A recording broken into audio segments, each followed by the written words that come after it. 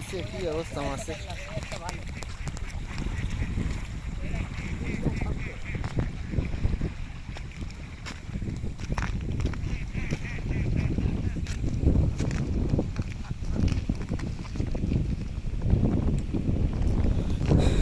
সুপ্রিয় দর্শক, আসসালামু আলাইকুম। দেখুন জয়দিয়া পাহাড়ে কত পরিমাণ মাছ মারা গেছে। সব ধরনের মাছ এখানে আছে, পাঙ্গাস মাছ, সিলভার মাছ, রুই মাছ। দেখুন পুরাটা পাহাড়ের কোলে সব এরকম, কোনোটা জায়গা ফাঁকা নাই যে এই জায়গাটায় মাছ নাই।